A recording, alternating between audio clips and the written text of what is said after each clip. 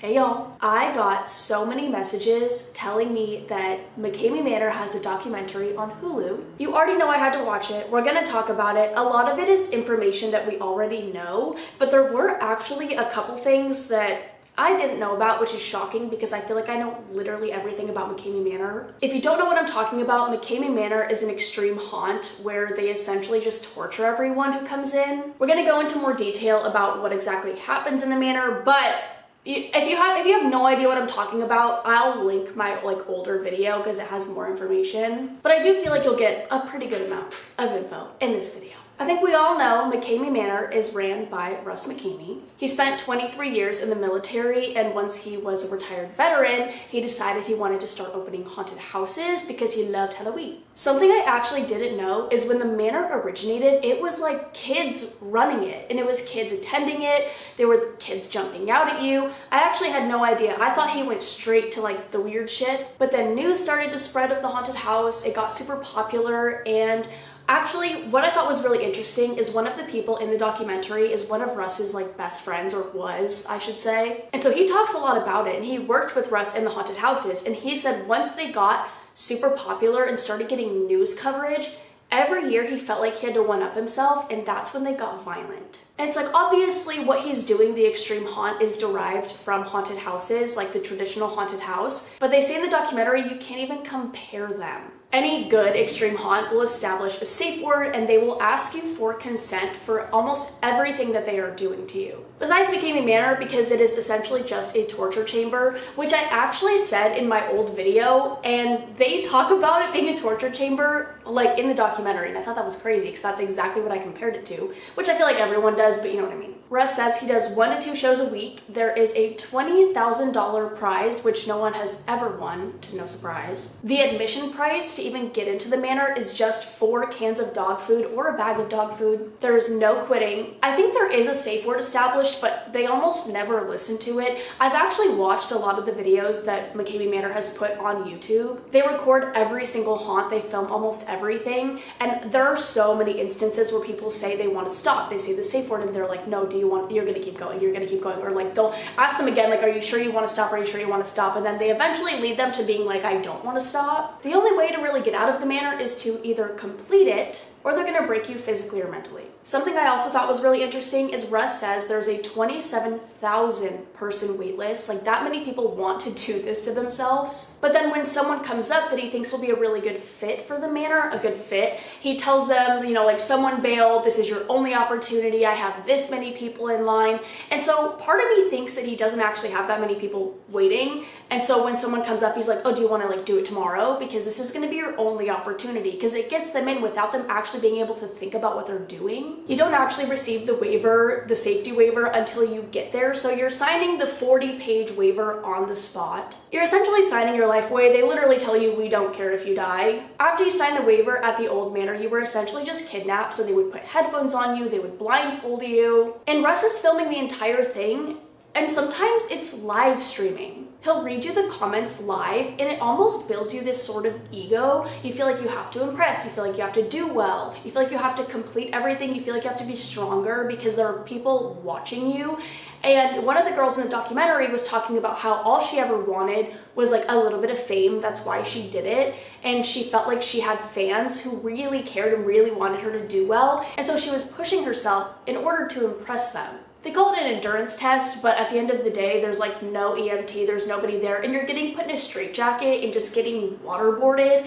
I don't see how that's an endurance test. I just see that as torture, but maybe that's just me. All of the people in the documentary who had been through the manor say the amount of joy and pleasure that Russ feels from this, he's completely unfazed. You have this sort of trust at other extreme haunts that nothing's gonna happen to you. At the end of it, you are gonna walk out alive, but you don't have that at MCKAMEY Manor. Every person I've heard or even seen go through the manor believes at one point that they're actually going to die. They start having panic attacks, it's racing through their head, what if I never get out of this? What if I'm just trapped here for the rest of my life and nobody finds me? Because what he's doing is not normal.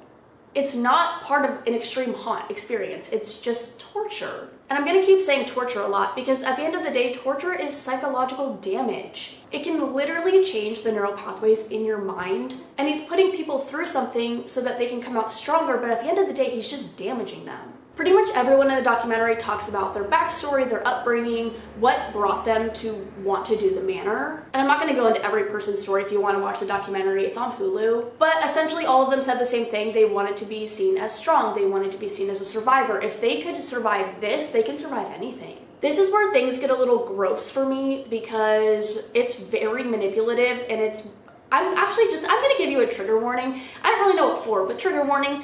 Manipulation. I feel like it gets a little bad because it does involve him manipulating women into dating him. Like women who went through the manor. One of the girls in the documentary actually ended up working for Russ. She was essentially his assistant, and she said he really liked men in the military because it was this sort of power dynamic. It's like you were in the military, you were in the Navy, and I'm scaring the shit out of you. But aside from the military men, he likes the vulnerable women. He feels like when they go through the manor, they create this special bond, and he typically caters to like the prettier girls. They actually compared women going to the manor to like Plenty of Fish, like a fucking dating app for him. He would manipulate girls, he would get into their heads, and once they were dating him, they were essentially taking tours every single day. He would almost like be testing stuff on them. And when they would plead and beg for him to stop, he would say, well, if you die, at least it's on camera. They actually brought a lawyer into the documentary, and she says these people can get recourse for what they went through.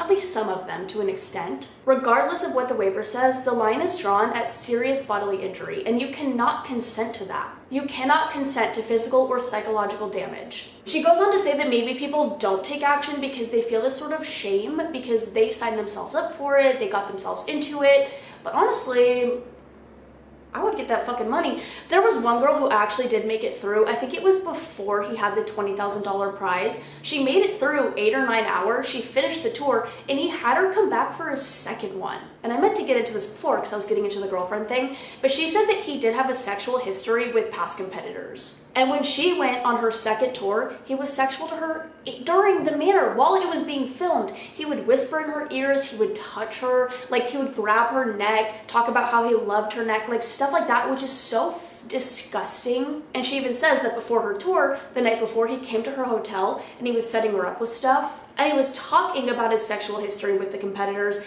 and she felt like he was asking her to almost do the same, and then she was nervous that if she declined, he wouldn't allow her to do the tour, and she really wanted that. There have been petitions to literally shut down the manor. They've already gotten kicked out of places. They got kicked out of Illinois. They literally said in the beginning of the documentary that people would show up to Russ McKamey's house, and they would pray, shoot out the windows, they would slash tires, they would do whatever they could to get this man out because nobody wanted to be surrounded by this weird shit. And then he was in California, and when the petition started to take off, he packed up, moved across the country, and now it's just him. There are no more actors. It is literally just Russ in his backyard. I'm pretty sure it was like his best friend saying he just wants to hurt people. He wants to prove a point. He wants to show people that he's still able to do this. And so he brings people, and it's so dangerous because there's not even anyone regulating this anymore. Not that it was really helping to begin with,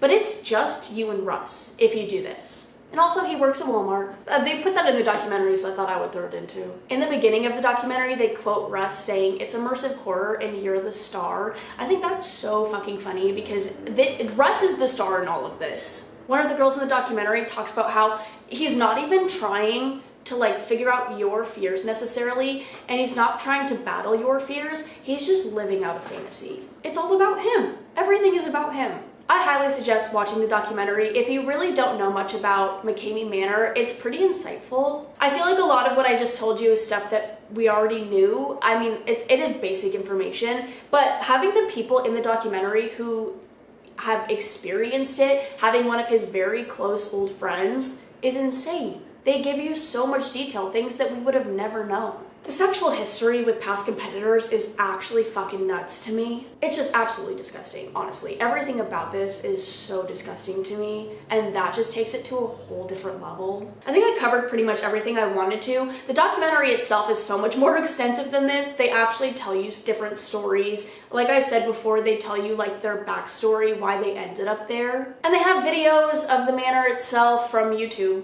I mean, I'm pretty sure they're still on YouTube, which I don't know how because they're just torture videos. But they have videos from the manor in the documentary, from the people in the documentary, and from other people. They pretty much included everything you could possibly imagine. But that is all from me. I hope you guys enjoyed. I got so many messages talking about the documentary that I assumed you guys just wanted another video of it, so I apologize if this is repetitive, but we did find out some new information. I think I've already said that, but I'm gonna say it again. Whatever. But other than that, I'm gonna go. I love you guys. I will see you in the next one. Bye.